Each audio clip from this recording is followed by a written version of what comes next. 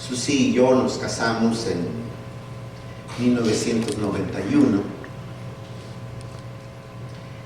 y desde que nos casamos empezamos a desarrollar nuestro ministerio pastoral.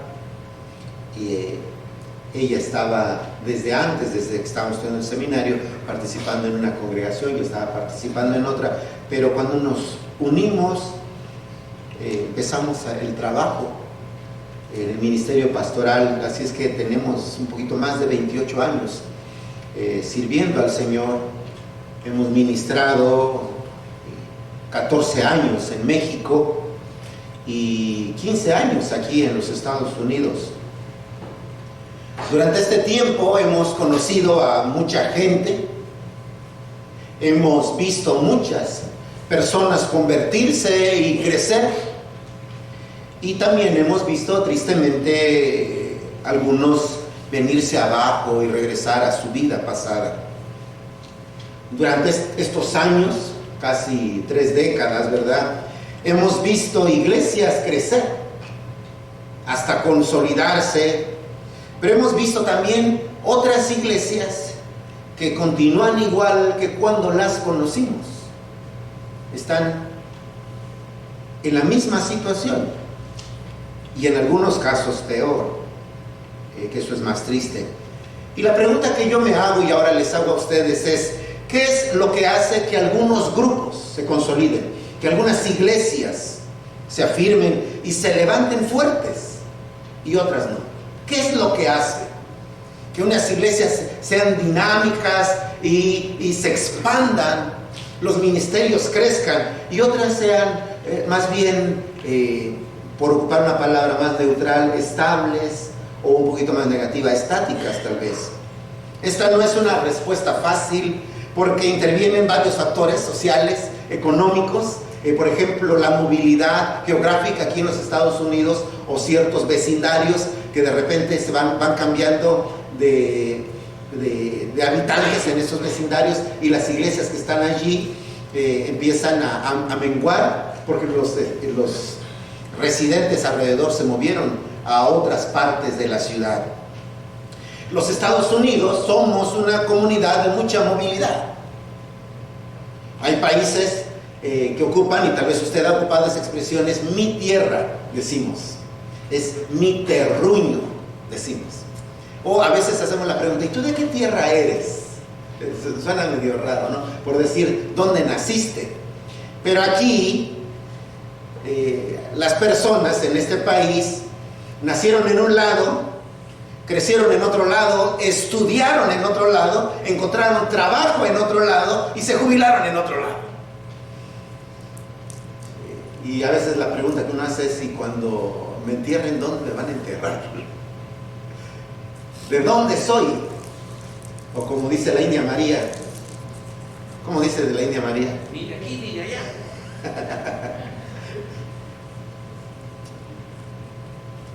Es más o menos fácil hacer una lista de qué es lo que una iglesia necesita hacer para ser fuerte.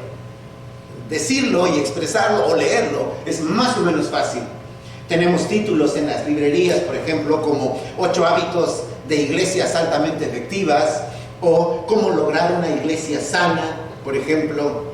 Pero en la práctica nos damos cuenta que es mucho más difícil de lo que nos platican. Y nosotros esta mañana vamos a reflexionar desde la base, desde la esencia, y ponernos a pensar: ¿qué es la iglesia? ¿Qué es? ¿Es un grupo de personas solamente? No.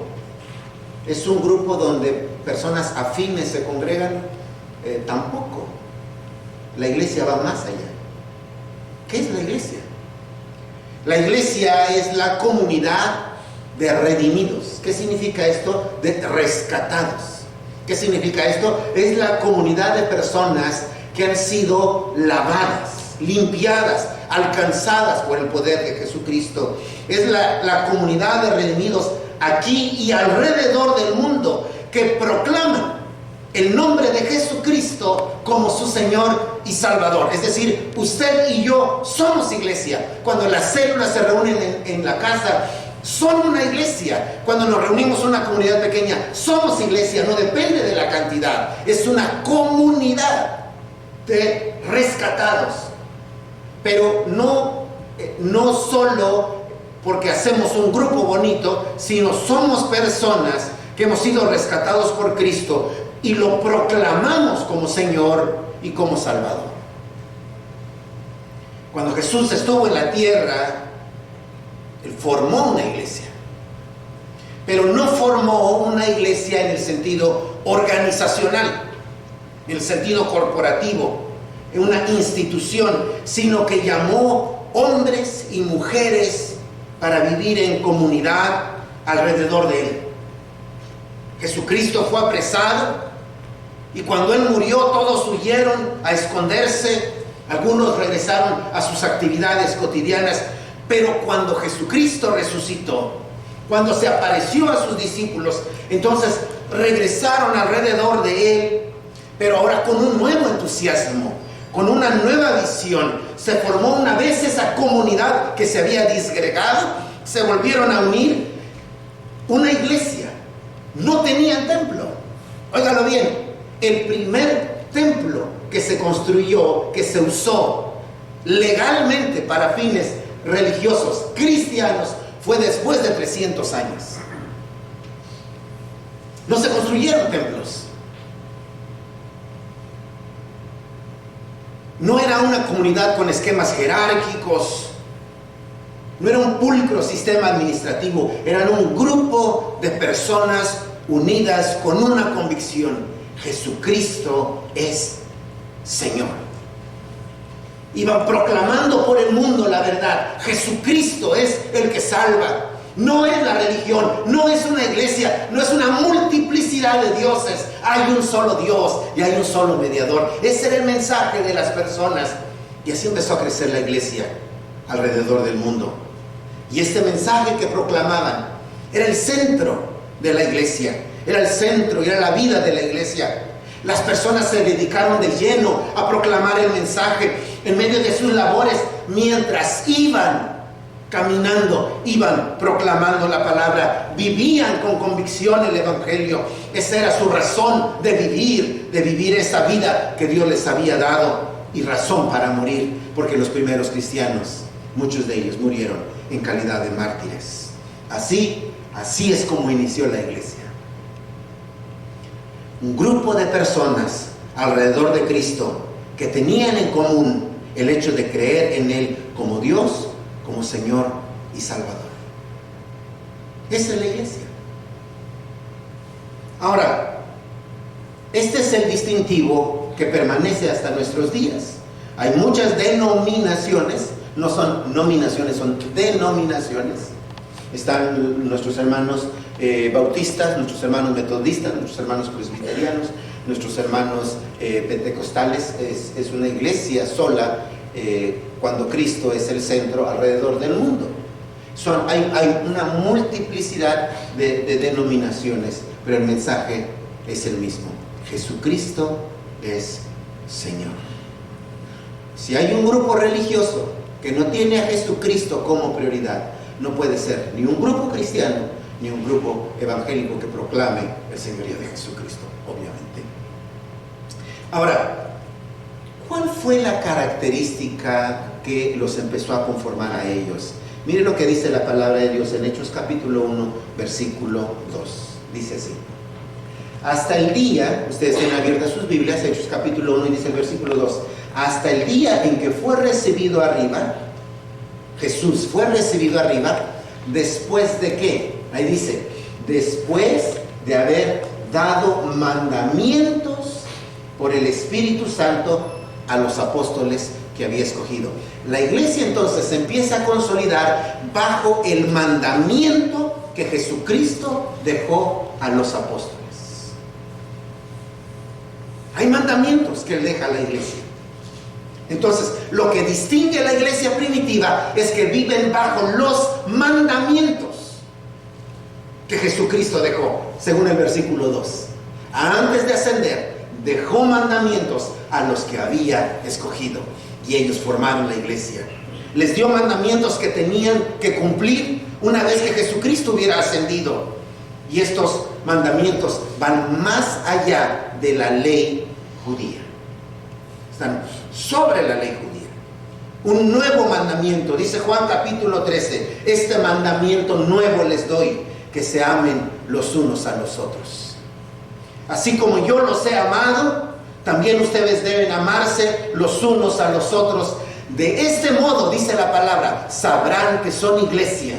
De este modo sabrán que son mis discípulos, si se aman los unos a los otros. Este es uno de los mandamientos que Jesucristo dejó. Antes de ascender, les dijo, ámense. Ámense unos a otros. Dice el versículo 3, a quienes también después de haber padecido se presentó vivo con muchas pruebas, sin duda, indubitables, apareciéndoseles 40 días y hablándoles acerca del reino de Dios. Jesucristo resucita y 40 días se mueve entre los discípulos, entre los apóstoles, hablándoles del reino de Dios. Él resucitó, Él se presentó a ellos y durante 40 días está tratando con ellos, hablando con ellos, enseñándoles qué significa el reino de Dios. El versículo 4 dice, y estando juntos les mandó que no se fueran de Jerusalén, sino que esperasen la promesa del Padre, la cual les dijo, oísteis de mí. Ellos iban a tener la tentación de huir. Iban a tener otra vez la tentación de disgregarse, de separarse. Y Jesús les dice, no se separen, ni siquiera salgan de Jerusalén. Espérense hasta que reciban la promesa del Padre. Todo va a empezar aquí. No ha terminado cuando yo me vaya, dice Jesús. Al contrario, va a empezar la iglesia. No se vayan, esperen la promesa del Padre. Entonces tenemos, hermanos, que la iglesia inicia con un grupo de seguidores de Jesús que obedecieron los mandamientos que Jesús les dio. ¿Qué hace una iglesia fuerte? Una iglesia sólida, una iglesia creciente, una iglesia viva, una iglesia que vive bajo los mandamientos de Jesucristo y se mueve en obediencia. ¿Sí me estoy explicando? No solo porque lo sé, sino porque lo hago. No solo porque tengo la información, sino porque lo hago.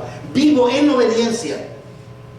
Una cosa es que el hijo sepa que tiene que arreglar su cuarto, otra cosa es que lo haga. Una cosa es que usted sepa que tiene que ahorrar y otra cosa es que lo haga. Una cosa es decirle a nuestros hijos, tienes que bañarte todos los días, y otra cosa es que lo haga. Y una cosa es conocer los mandamientos del Señor y otra cosa es hacerlos. Y el Señor nos está llamando a nosotros, como todas las naciones, a vivir como una iglesia viva. ¿Cómo es esa iglesia viva? Una iglesia que vive bajo los mandamientos del Señor Jesucristo. Y aquí menciona uno de ellos, ¿cuál? Ámense unos a otros. Alguien dijo por ahí, amar a mi prójimo está bien, solo que hay un problema. Mi problema es mi prójimo. Señor, qué difícil es a veces, ¿verdad? Cuando sabemos lo que tenemos que hacer y nuestra naturaleza no nos da esa libertad para hacerlo. Vivir bajo la obediencia de los mandamientos de Cristo. No somos iglesia, hermanos, amigos. No somos iglesia porque asistimos a una iglesia. No somos iglesia, óigalo bien, hermanos, porque está su nombre en la lista de membresía que tiene el secretario de la iglesia. Eso no nos hace iglesia. Sino somos iglesia cuando vivimos bajo el mandamiento de Dios en nuestros corazones. ¿Cuántos dicen amén? ¿Cuántos con mucho entusiasmo pueden decir amén? Amén. Dice la palabra de Dios en los versículos 12 al 15, que esta comunidad tenía un sentido de familia, tenía un sentido de pertenencia. Dice versículos 12 al 15. Entonces volvieron a Jerusalén, desde el monte que se llama del Olivar, el cual está cerca de Jerusalén, camino de un día de reposo, y entrados subieron al aposento alto, donde moraban Pedro, Jacobo, Juan, Andrés, Felipe, Tomás, Bartolomé, Mateo, Jacobo, hijo de Alfeo, Simón el celote y Judas, hermano de Jacobo. Todos estos perseveraban, y usted puede subrayar la palabra todos estos perseveraban unánimes. ¿Cómo estaban unánimes? ¿Qué actitud tenían? Perseveraban. Todos estos perseveraban unánimes en oración y ruego con las mujeres y con María, la madre de Jesús, y con sus hermanos. Versículo 15. Y en aquellos días Pedro se levantó en medio de los hermanos, y los reunidos eran como 120 en número. Lea el versículo 1 del capítulo 2. Cuando llegó el día de Pentecostés, estaban todos, otra vez, ¿qué dice? ¿Qué dice su Biblia? ¿Estaban? ¿No trajeron su Biblia? Unánimes juntos.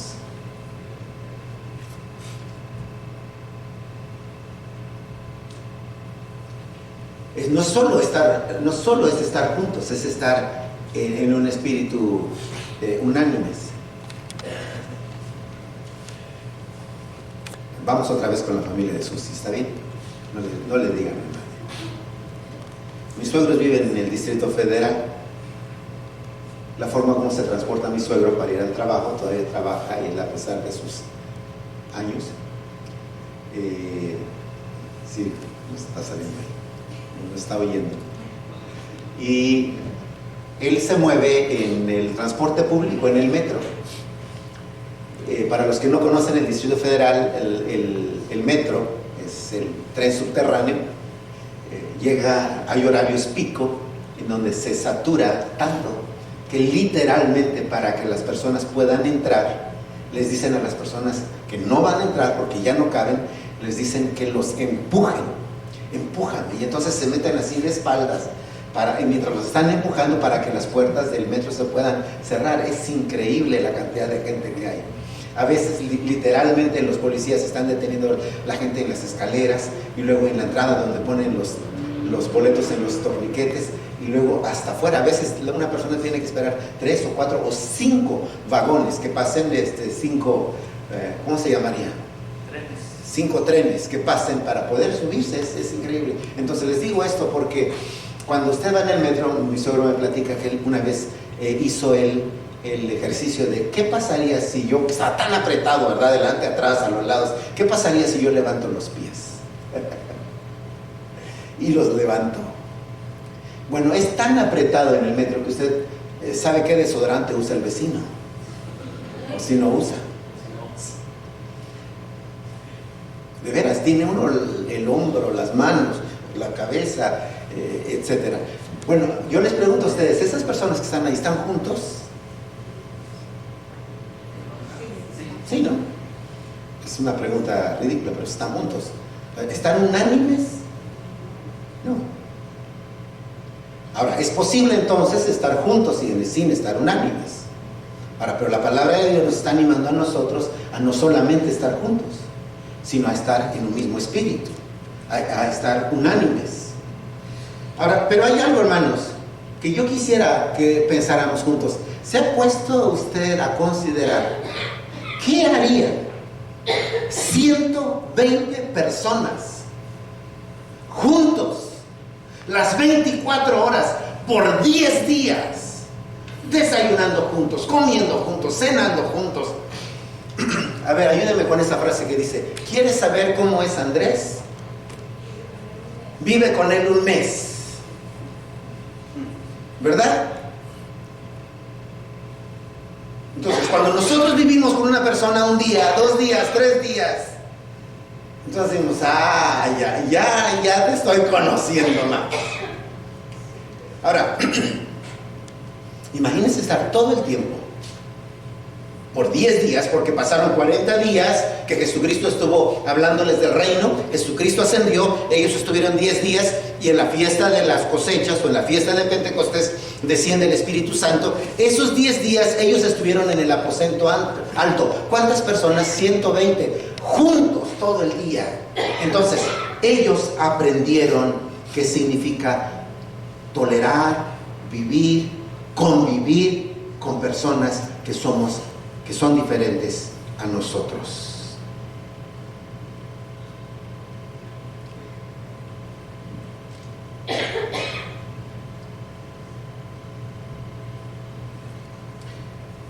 Cuando nosotros estamos juntos, compartimos la gracia de Dios. Dice la palabra de Dios que el apóstol Juan inicia así su carta: nuestra comunión es con el Padre y con el Hijo Jesucristo. Dice la palabra de Dios que nosotros tenemos comunión con el Padre y con el Hijo. Nuestra comunión auténtica entonces se vive en una comunidad.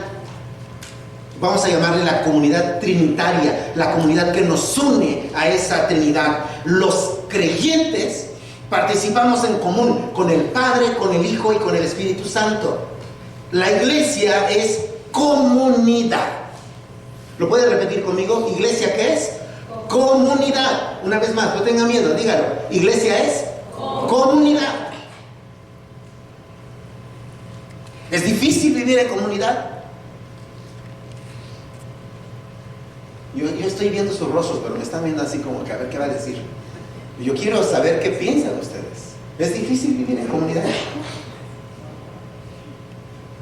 Más o menos.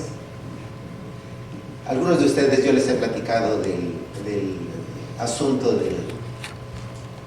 del puercoespín.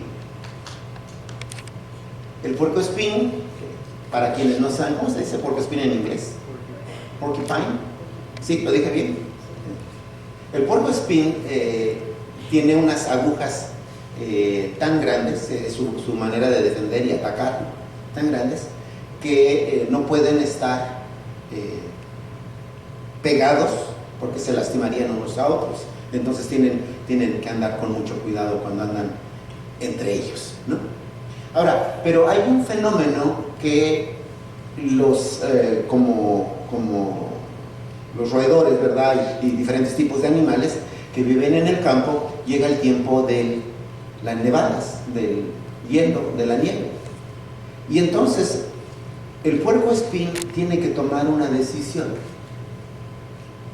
Es o va con el grupo donde están otros, o se junta con otros, y a pesar de lo que se lastimen al estar juntos, y entonces poder sobrevivir, o quedarse solo para no ser lastimado y morir congelado. No sé si me expliqué. O se queda solo, pero muere y nadie lo lastima, o se va con el grupo, con el riesgo de ser lastimado, pero con la posibilidad de vivir porque está en comunidad. Ahora, esta historia del puercoespín, hermanos, creo que se aplica muy bien a nuestras relaciones comunitarias. Porque usted en el trabajo tiene compañeros y usted puede aislarse. Usted en la familia, ¿verdad? Hay personas en su familia que le han hecho daño y usted puede aislarse. Usted puede haber sido traicionado por un varón, todos los hombres son iguales, por una mujer, todas las mujeres son iguales, y aislarse. Pero ¿qué pasa cuando nosotros nos aislamos? Empezamos a congelarnos y empezamos a morir. Porque Dios no nos hizo para vivir solos. No. Dios crea todo, ¿verdad? Y cuando Él crea todo, Él dice, y vio Dios que era bueno, y crea los cielos, y Dios que era bueno, y crea toda la constelación, y vio Dios que era bueno. Y cuando ve al hombre, dice, y vio Dios que no era bueno, ¿qué? Que el hombre esté solo, que el ser humano esté solo. Ahora, el asunto es que cuando entramos en comunidad, entramos en una situación de riesgo. ¿Por qué? Porque corremos el riesgo de ser lastimados. Le voy a decir un poquito más, de lastimar nosotros mismos a otros. Usted ha sido lastimado. Y usted ha lastimado a alguien. Yo he sido lastimado, pero también he lastimado a alguien. ¿Por qué? Porque hemos vivido en comunidad. Pero no hay otra manera de vivir el cristianismo. No existe tal cosa como un cristianismo solitario. Ahora, pero hay algo más. Hay un segundo aspecto de la comunidad o de la koinonía. Esta palabra se ocupa también para referirse a asuntos de generosidad. Cuando la Biblia habla de koinonía, lo aplica en algunas circunstancias como generosidad. Y la generosidad, el carácter generoso, por ejemplo, lo encontramos nosotros en Hechos 2:44, que dice: todos los que habían creído estaban juntos y tenían en común todas las cosas, vendían sus propiedades y sus bienes y los repartían a todos según la necesidad de cada uno. Tener comunidad también es estar en esa actitud de generosidad con las personas que están en necesidad.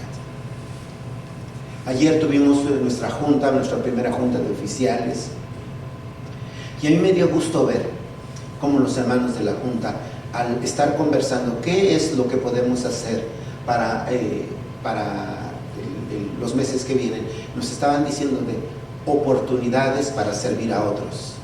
Hay una familia que no tiene zapatos, podemos invitar a la iglesia, zapatos y ropa, podemos invitar a la iglesia a juntar zapatos y ropa para llevar a esa familia, o podemos llevar, y me dieron la dirección, aquí un lugar donde se reúne la gente a buscar trabajo, y que pasan por ellos personas que necesitan empleados, trabajadores. Podemos llevarles de desayunar, podemos preparar para los... Y estaban diciendo diferentes actividades. La iglesia es generosidad. Somos iglesia cuando nos reunimos en comunidad y podemos desprendernos para bendecir a otros. Si usted y yo vivimos para nosotros mismos, si esta iglesia, todas las naciones, lo único que queremos es llenarnos, satisfacernos, hacernos cada vez más llenos, entonces nosotros no estamos siendo iglesia, porque iglesia es ser generoso, bendecir a otros, ir con otros, salir con otros, visitar al enfermo, asistir a la viuda, llevar despensas, recolectar ofrendas para bendecir a otros. Nosotros entonces somos una iglesia viva. Eso es lo que el Señor está buscando para esta iglesia, y para mí y para usted. ¿Cuántos dicen amén? Denle un aplauso al Señor. Denle un aplauso.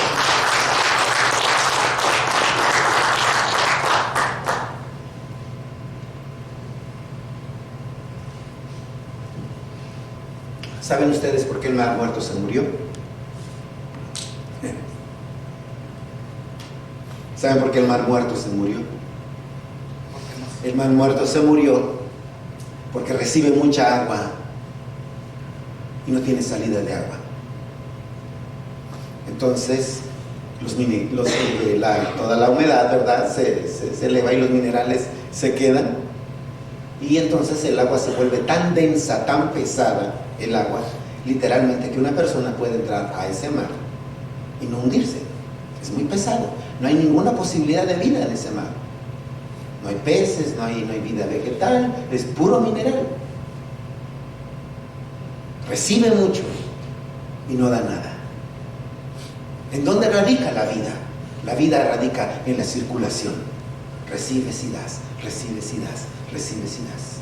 Y el Señor, hermanos, yo quiero felicitarles a ustedes. Yo recibo del tesorero de la iglesia el informe mensual de las personas que dan sus diezmos y sus ofrendas.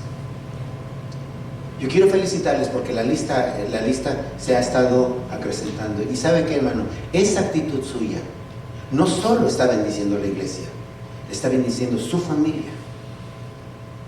Porque Dios, hermanos, Dios es fiel y nunca se queda con nada. Él no se queda con el cambio. Y si Dios ha prometido, Él lo va a cumplir. ¿Cuántos dicen amén? Si Él dice, pruébame, el Señor va a ser generoso. Y ustedes lo han probado. Y lo estamos viendo. Ustedes lo han probado. Y están viendo cómo Dios está cumpliendo cada una de sus promesas. Entonces, la actitud de la iglesia era una iglesia de comunidad. Era una iglesia viva. Porque era una iglesia que tenía comunidad. Había esa actitud de servicio a los necesitados. Se desprendían de sus casas. Una persona le dijeron, oye, si tú tuvieras 2 casas, ¿te quedarías con una y darías una para el reino? Dice, oh, sí, sí, yo lo haría. ¿Y si tuvieras 2 carros? ¿Te quedarías con uno y darías uno para el reino? Sí, sí, sí, yo tuviera 2 carros, yo daría uno para el reino. Si tuvieras 2 gallinas, ¿darías una para el reino y te quedarías con otra? Y dijo, no. ¿Cómo? Pues estás dispuesto a dar tu casa y estás dispuesto a dar tu carro. Dice, sí, porque la gallina sí la tengo.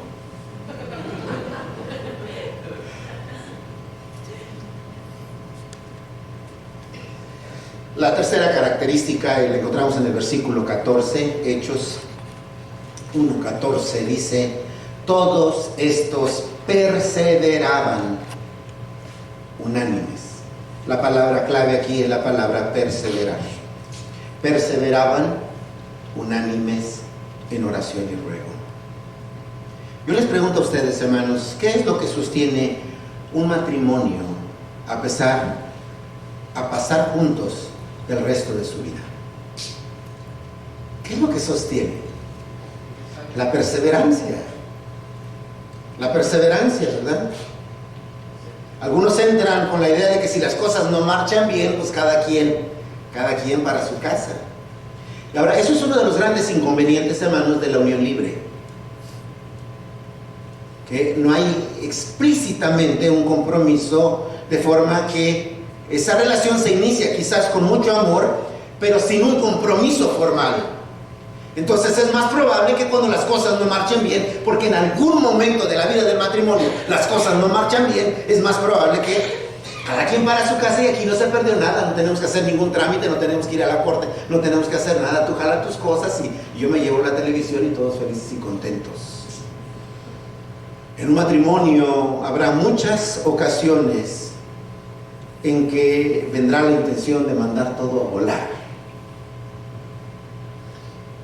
Pero hay algo que nos mantiene, es el compromiso, es el pacto, es la perseverancia. Ahora, en la iglesia es lo mismo. Vienen circunstancias complejas a una iglesia, sí. Hay momentos difíciles, no sé, de relaciones, un problema de carácter, algún ministerio que no cumplió, una falla de algún líder de la iglesia, vienen situaciones complejas, y sí, ¿y qué es lo más posible que sucede? Bueno, ahí se ven. Abandonamos el barco, abandonamos la nave, y la respuesta no está ahí. Le voy a decir algo. Si no sabes remar, no importa que te cambies de lancha. ¿Todos saben qué es lancha? ¿Sí? Si no sabes remar, lo mismo va a ser en la otra lancha, y en la otra lancha, y en la otra lancha. O en la otra embarcación, en el otro barco. Nosotros tenemos que aprender la responsabilidad de la perseverancia. ¿Qué dice el versículo 22 del capítulo 1? Hechos 1:22. Dice, comenzando desde el bautismo de Juan hasta el día en que de entre nosotros fue recibido arriba, uno se ha hecho testigo con nosotros de su resurrección. Ahora, ¿qué está pasando aquí? Aquí están buscando los apóstoles un sustituto de Judas.